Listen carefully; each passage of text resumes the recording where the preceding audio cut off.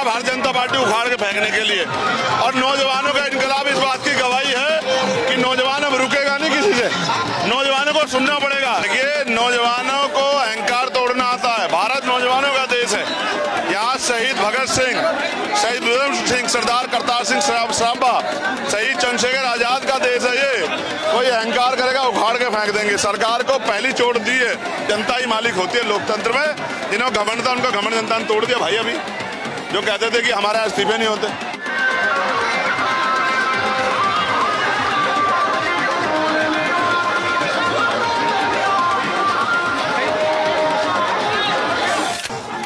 उत्तर प्रदेश के नगीना से सांसद चंद्रशेखर आजाद हमारे साथ हैं। दतिया पहुंचे हैं चुनावी रैली में, उनसे बात कर लेते हैं। सर कैसे देख रहे हैं, दतिया पहुंचे हैं आप चुनावी रैली में, क्या कहेंगे?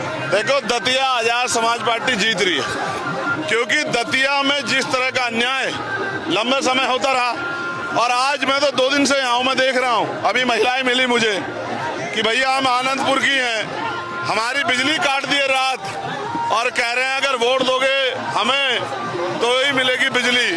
ये सत्ता का भय, सरकार इतनी डरी हुई है कि बिजली काट रही है। बिजली लोगों, और मैंने महिलाओं से पूछा आप क्या करोगी, तो कह रही 2 दिन नहीं 4 दिन रह लेंगे बिना बिजली के, लेकिन वोट जो है वो आजाद समाज पार्टी को, दामोदर भाई को देंगे, केतली का बटन दबाएंगे। आजाद समाज पार्टी आगे क्या देख रही है 28 में, क्या पूरे प्रदेश में?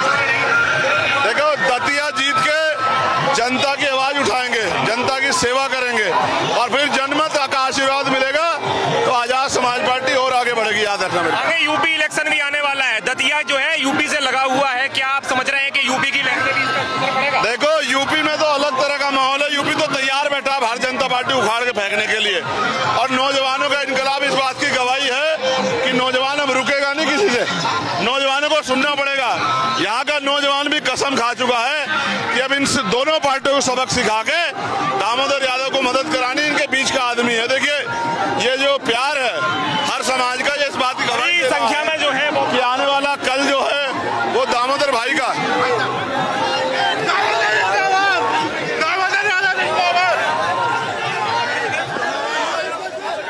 कैसे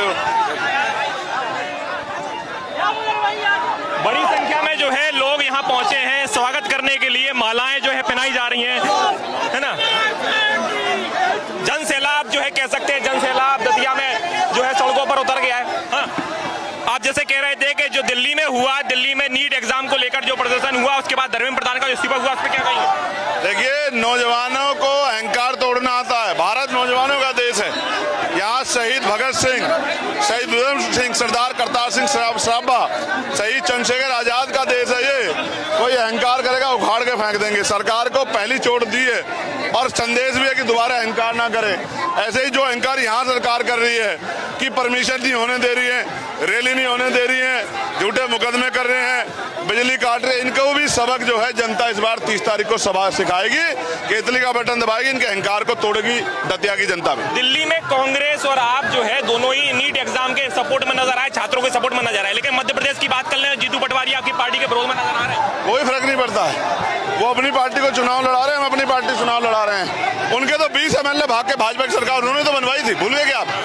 2018 में जो सरकार बनी थी कमलनाथ जी की, अच्छी सरकार चल रही थी, 20 MLA कांग्रेस के तो भागे।